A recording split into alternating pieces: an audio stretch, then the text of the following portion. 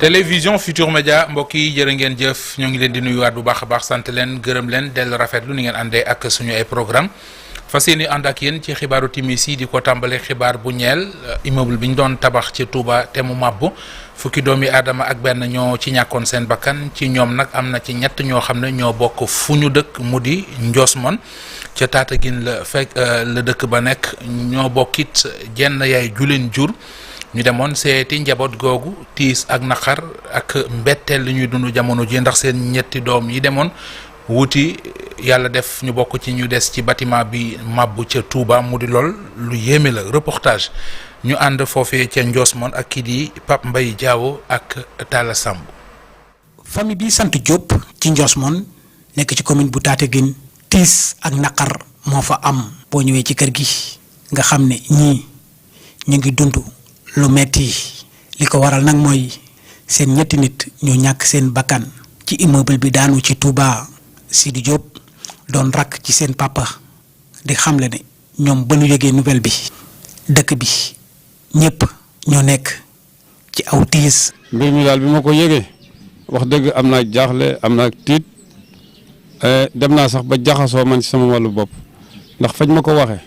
wax dëgg xamante adatu moom ak sama sago ndax mbir mu mel noonu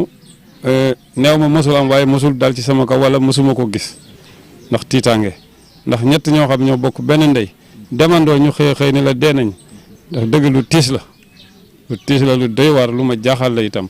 waaye nag gëm naa ne mbiru yàlla la it. ba ni doog a jot information bi sax ñoom xamuñu woon ne ñetti nit ñooñu ten bokk yaay yi ñoo ñàkk seen bakkan ci immeuble bi daanu ndaxte ñoom ñaar ñi rek lañ leen tàgge woon. psychologue moom jàppoon nañ si xelam ni Yoro bàyyi na moo tax bi ñu déggee mbir mi aussi sóoraal ñu Yoro keneen ñaar ñi rek leen sóoraal mooy Pape ak Sidi. léegi bi ñu demee Touba ma sama frère bi ñoo ànd fajar lañ dem bi ñu demee ñu ànd ak suñu benn pap bu ne fa suñu beneen grand ñu dem hôpital Cheikhoul Khadim bi ñu demee hôpital Cheikhoul Khadim ñuy wër ñu wax leen explique carrément kaay nu fene ñu ne fii pap moo fi ne Pape Diop bi ñu waxee loolu ñu ne kon suñu pap la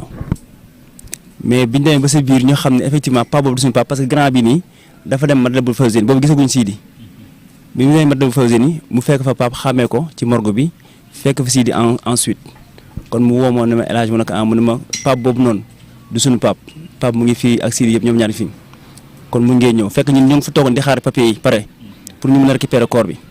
bi ma waxee loolu ñu ne kon waa dëkk bi aussi woo ñu ne xoolal leen Sidi parce que moom delluwaatoon na ci liggéey bi am sori xoolal leen Yoro delluwaatoon na ci liggéey bi ñu ne comme noonu la comme ñu ne fii ba ñu xoolal Yoro après ñu dem ci liste bi moom mi sax dafa am comme sapeur bu nekk foofu noonu moo ko envoyé liste yëpp mais liste yëpp ku xool nag gisu ci turu Yoro biñ waxee suñu copain médecin bu nekk foofu noonu ñu ànd ak ki nekkoon administration femme bi ñu dem ci morgue ba biñ demee ci morgue bi ki yore morgue bi nañu fii 6 ñoo fi nekk 6 ñoo fi nekk ñoo xam ne bâtiment ba ñu jógee 6 yi seen tur ngi nii seen ngi accéléré de naissance effectivement y avait Pape Diop mais comme que ñun suñu Pape feeñ na fële mënuñoo xam ne Pape Diop y avait une confusion comme quoi que dañ koy jox turu Yoro loolu mu ñu xaw a trompé léegi bi ñu waxee loolu ñu ne ma ne ko est-ce que mën nga ñu may nga ubbi ñu tiroir ñu xool parce que aussi sapeur mën na juum ci turé yooyu noonu mu ne xame ngeen ko ñu ne ko waaw ma ànd ma ne patron ki ko fa yóbbu patron bi ne xame naa ko bu baax moom dafa def ay rasta yu ndaw la def bi ñu xëjee premier tiroir bi kooku du moom deuxième tiroir bi nga xoolee li ñu gën a frappé mooy njañ yi ay njañ la def yu mag ñu ngi ñoo xaar rasta yu ndaw mais xam naa moo ñu trompé nag ba xamewuñ ko te am si li ñu ci gisoon bëriwul parce que ni ñu ko nuuroon moo neexuloon dindi léegi ñu ma woo frère bi ne ko fii saa Yoro nekku fi ñu ñëw ñu laajtee ndaamaatu ñu ne 2 ñoo fa nekkoon 2 yi noonu seen borom jël na leen ensuite fii Pape nekk ak Sidi foo 3 ñoo fi nekk keneen ki seen borom ñu ngi def démarche yi 2 yi suñu koor lañ waaw loolu moo tax ñun mënu woon jàpp ni Yoro fa mais li ñu gënoon étonné mais toute la journée dañ ko doon woo ci téléphone am muy sonné mais il ne répondait pas jëlul waa dëkk bi aussi confirmé ñu comme que waa que Yoro delluwaatoon na ñëwoon na fii bayaam ne ko Yoro dellu ci liggéey ba yaa say rax ngeen dem liggéey moom itam ndeka dellu si waatoon na boofu loolu moo taxoon nag par la suite bu ñu xoolee par rapport ak liste bi ñu sapeur joxoon muy 11 ñu décompté mort yëpp muy 11 blessé yi yëg nañ ba 3e Matlaboul Fawzeyni xool fu ne blessé yi ñëpp xool lañ leen gisuñu Yoro ñu jàpp ni boofu Yoro il ne fait pas partie malheureusement c'était une confusion depuis l'hôpital Matlaboul Cheikhoul Khadim turu Yoro turu Pape lañ ko joxoon loolu moo ñu trompé. waa Ndiosmone nag di xamle ne ñetti ñooñu foo leen fekkaa liggéey la ñuy def ngir dimbali seen yaay ndaxte ay at a ngi seen papa dafa tëdd. suba bu ngoon luy am suñ amul sànci sax dañuy béy bisaab pour luñ jàppale seen yaay ñoo ko féetewul fépp wax na ko sama nijaay mu ci néeg bi tëdd daaw ba ren bu jógee dañ ko yëkkati bu tëddee dañ ko tëral mënul boppam dara booy ñëw sama ñu paan moo fa des ak moom booy ñëw génn daani seen doole te nañ ko doon defee ba léegi nii ci lañ nekkoon ba lii fekk lañ ci. ki ci gën a doon xale sax moom moo gën a yàpp yaayam foo leen fekkaa da ngay jàpp ne ay moroom ay waxtu rek gannaaw muy ñàkk ba kanam moom mi sax woon na yaayam. si ay 10 heures 11 heures moom ki ci sama doom bi ki ci gën a ndaw paap woo na ma ne ma yaay ma ne mu ne ma sama doom bu góor bu ndaw bi sax la woo ma tëdd ci néeg bi mu ko wooyee mu ne ma yaay ma ne mu ne ma paap moo lay woo ma ne ko bu ma ko jox mu ne ma lu tax ma ne ko déedéet bu ma ko jox mu ne ma lu tax bu ma ko jox ma ne ko daf may bëgg a dugalal dara te yorul dara te tabaski gi jub si na mu daal ne dégg naa li sama yaay wax jox ma sama yaay ma daal di jël mu ne ma yaay ma ne ko mu ne ma lan la yow sa baat bi dafa suufe sax dimanche ci ay 10 heures 11 heures yooyu ma ne ko dama démb ba tey sama yaram bi damaa feebar mu ne ma an sam papa nu mu def ma ne ko sa papa mu ngi tëdd mu ne ma dangaa ñàkk xaalis rek ma ne ko pap ñàkkuma xaalis mu ne ma yóbbante la ceeb bi ma ne ko ceeb bi jeex na mu ne ma ndax ma yóbbante la 5000 nga jàpp ci ma ne ko pap xoolal tabaski gi jot na te yoroo dara te man maa ngi nii tëdd sa papa ngi nii tëdd teel 5000 bi ba kii bi ba tabaski gi lu ngeen am ngeen indi ñu boole ñu jënd tabaski ndax man jaayuma jënd ma maa ngi nii tëdd sa papa ngi nii tëdd mu ne ma déedéet bu ma ko jox ma ne ko boo ma ko dugalee du ma ko jëli mu daal di ree daal ne ma ay malien rek la ma daan wooye ma ne ko ana pap ak yoro mu ñu ne ma mu ngi ci kaw ñu ngi ci kaw ma ne nuyul leen ma ko mu ne ma waaw daal di jël portable ne ma jox ko mbay ma yëkkati mbay mu ndaw jox ko portable mbay dem ak moom ci mango gi xaw ma lu mu wax nag mbay. ak méttit woow nag El Hadj Lo nekk seen doomu nijaay di xamle nag waa famille bi soxla nan ku leen dimbali rawatina seen yaay ji li mu bëgg rek mooy ñu jàppale ko surtout ci wàllum psychologie. nit moom doon soxla woon dimbal yaa ngi dégg kenn ku nekk rek boo tiitee boo jaaxlee xëy na soxla nga ndimbal bi nag fépp la psychologiquement financièrement parce que man sama ñu bañ instant bii duñ traumatisé kon kooku soxla na assistance psychologique yu mel noonu ak leneen xam nga doon ni lii laa bëgg mais ku xam lii ku gis dégg lii xam ne kii soxla na ndimbal te ndimbal bi ci njëkk psychologiquement assistance psychologique war na ko am waaw balaa dara di xew ñu soog a jàll ci yeneen waaw soxla na ndimbal parce que moo ko xale yi ñoo ko féetewoon fépp ñoo ko féetewoon kon kooku duñ leen di soxla woon ndimbal waaw état boobu Sénégal lu ñu ci mën a def rek ñu ngi koy ñaan mu dimbale ko sama yumpaañ la jigéen la day daan doole moom tamit liggéey kese la nga xamee li tax mu gëj a liggéey lépp li sama nijaay tëdd moo tax liggéeyatul waaye fii ku ko xam-xam ni daan doole ak liggéey fu la fayda la xam ci la yar booy yi aussi ci la yar booy yi daanaka mën naa ni moo leen yar te liggéey kese la nga xam boobu daaw bari liggéeyatul ndax sama nijaay tëdd kon kooku ñi nga xamante ñoom nga yaakaaroon nag ñu lay guddil di la bëccëgal di la dawal jékki-jékki ñu ne ñoom ñëpp faatu nañ kon kooku soxla nga ndimbal waaw lu ci waay mën a def wala état bi lu ci mën a def waaw na ko def surtout nag assistance psychologique waaw. famille bi nag di sàkku yoon def liggéeyam ndax bëgg na noo xam lan moo waral immeuble bi daal di daanu. waaw bon bëgg xam nan la demee bi dañ ko bëgg nañ ko xam pour vraiment pour waa réew mi yëpp pour parce que lii aussi sécurité publique la. parce que bâtiment boo xamante ni aussi dañ koy tabax ñu ne bâtiment bu bees la mu mën a daanu noonu faat la toll ci fukki bakkan ak benn loolu vraiment musiba la benn bakkan rek bu ci gaañu woon sax musiba la. voilà je pense que ñor nañ def analyse bi xool cause yi lan la pour vraiment état mën ci jël ay mesures pour ëllëg mu bañ a amati. boo demee ca Ndiosmone naqar ak tiis moom ngay gis ci kanamu nit ñi ndaxte ñetti nit ñu bokk yaay ñoo ñàkk seen bakkan ci immeuble R+3 bi nga xamante ni moo daanu ca Touba ñoom ñooñ nag dañ fa doon daan seen doole ngir yóbbu ca kër ga. Pape Mbaye Diaw jërëjëf gërëm ko moom ak Talla Samb ngeen jéggal ma ci reportage boobu ñu defal waxtaane leneen ci xibaar yi mu di ay liggéeykat yu nekk ca Forteza société la boo xam ne moo yor exploité gaz ba ca Ngadiaga ca diwaanu Notto Gouye Diama la ñoom liggéeykat yi nag tey jii dañoo xëyee ab toogaanu ñaxtu takk ay sagar yu xonq liñ doon ñaxtu ko xultu mooy nee nañu ay weer yu ñu leen ameel fayuñu leen ko la ñu bëgg ñu fay leen ko ndax mënatuñ cee wéy gis nañu ne am na ñu bari ci ñoom ñoo xamante ne jiit kër ga da leen a wàññi maanaam liggéeyatuñu liñ naan chômage technique ci la ñu nekk ñu ànd ci leeral ak Cheikh Anta Diop ak Sey Latir. liggéeykat yi nekk fii ci Forteza di exploiter gaz fii ci teenu Ngadiaga yi teenu gaz bi moo fi tàkkoon ci at yi ñu génn tey jii liggéeykat yi nee nañu ay jafe-jafe yu tar lañu nekkee ndaxte juróom-ñetti weer a ngi nii seen payoor jaaru ci yoon dañ leen mosol di ko dagg-daggee te loolu metti na rawatina ci jamono yi ñu toll. li ko waral mooy dund gu metti gu ñu dund depuis 2021 te loolu nag ki ñu ko def mooy suñu direction. mun nañu ba suñu munukaay fi mu yem moo tax ñu taxaw tey jii bëgg a xeex li fi nekk direction bi su fekkente ni mëntu la dem na seet nu muy def ndaxte liggéey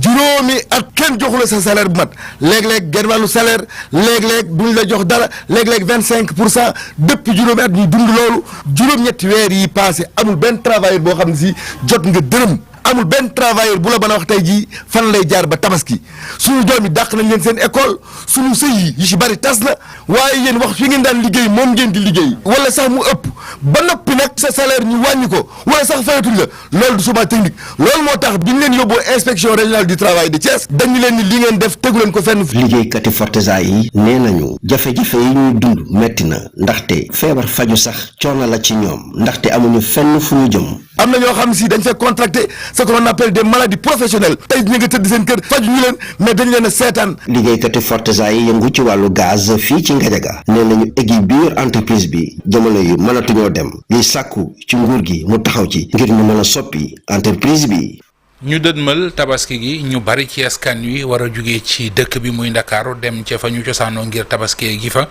dem beeg dikk bi bañ a indi benn jafe-jafe loolee waral kon ministère bi ñu dénk wàllu transport njiit la di Yankhoba Diémé solo nu dàllam demoon ca gare bu maraîcher fa la xam lee ne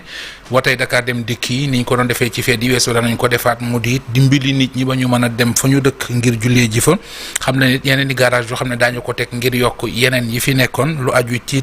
ticket bi nga xam ne moom la ñuy fay ngir mën a dugg ci yooyu le wata mu nekk yokk du ci am ñu ànd ci reportage ak kii di Habib Faye. ayuk bés des ci tabaski gi jëwriñ gi ñu dénk dem beeg dikk bi am nemmeeku fii ci gare des Beaux Maraîchers ci diwaanu Pikine wax ak acteurs yi ak i waay tukki yi Yankhoba Diémé jël ay ndogal. coono bu ñu néewal lool ñëpp def ci seen ak seen yelleef ñu def ko it ci wàllu prix yu jaadu ak tarif yu normal yu ñëpp respecté mu ñëw fekk fi loo xam ne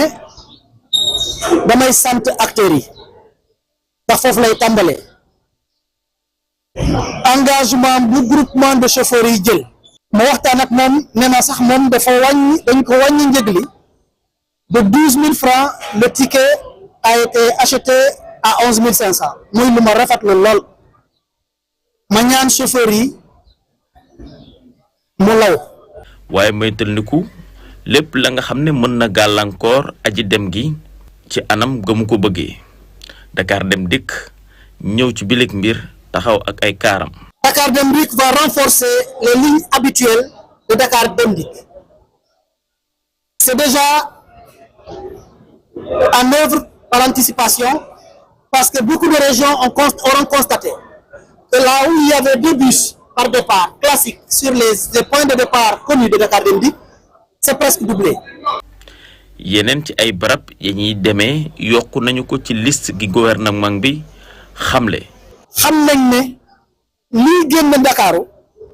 Beaux Maraîchers attanu ko. mooy ren dañoo dolli les points de départ yoo xam ne point de départ officiel. yokk nañ ko ba mu mot 8 points de départ 8 points de départ yooyu garage de Beaux Maraîchers ci la bokk. ñoom ñi di yëngu ci wàllum dem beeg dikk bi ne des nañuy def seen kéem kàttan ba bañ a yokk njëgug dem gi. ci fàttali képp ku jëfee ni ni mel yokkuk tarif yi loole dafay jéggi sartik yoon.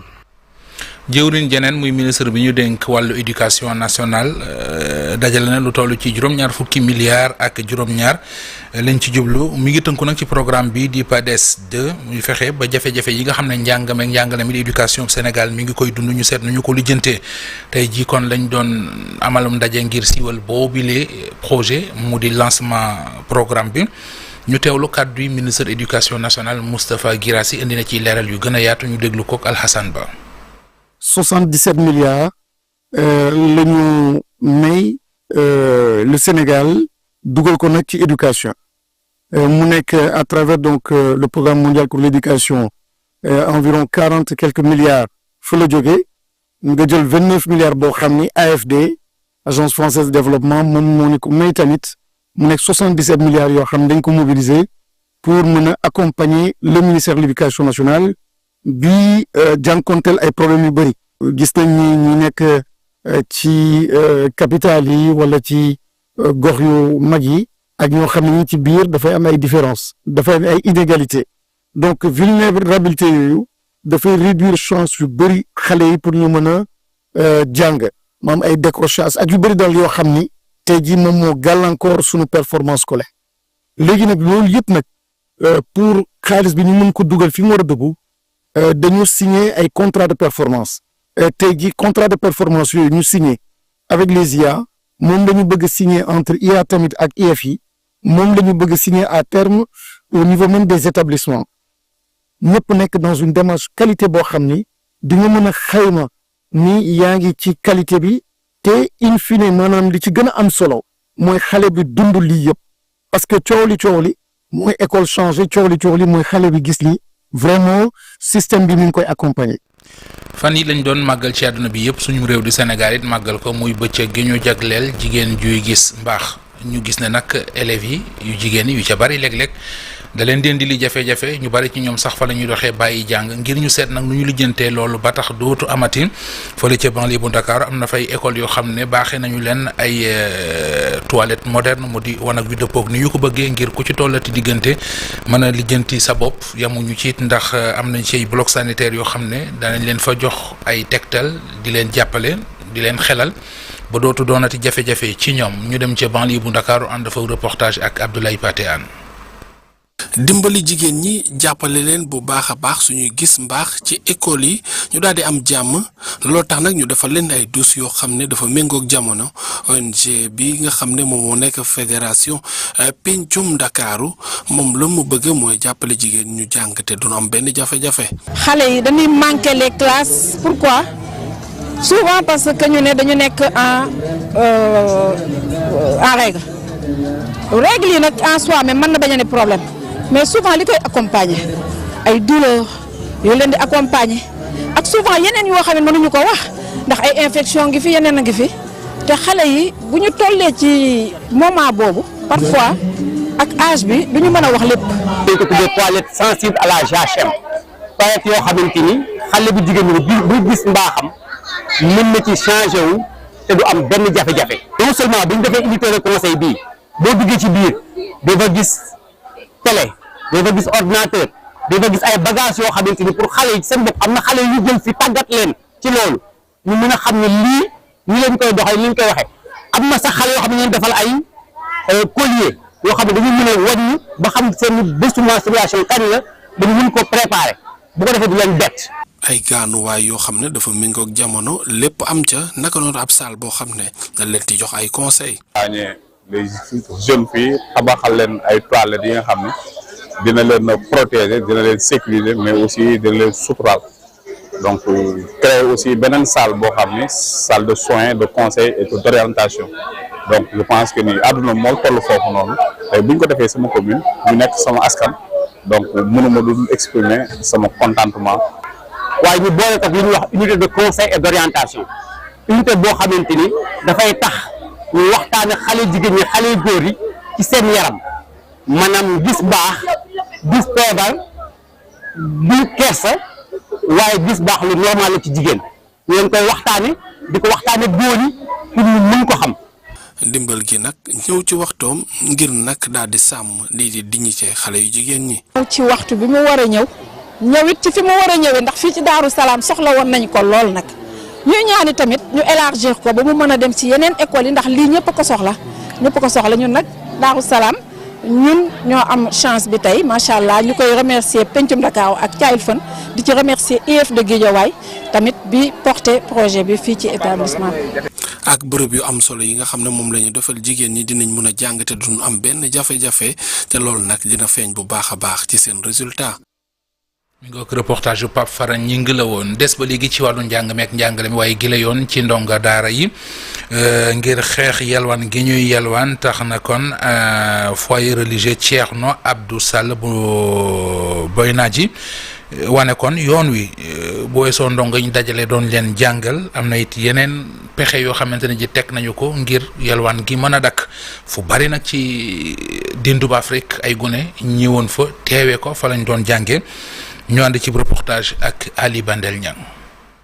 jële xale lu taalibe yi ci mbedd mi jële leen itam ci lépp luy jëm ci wàllum travaux domestiques wala sax ci wàllum tàllal loxo ngir yelwaan ay ndaw kilifa diine commencé nañu poser ay acte fort fii ci diwaanu Matam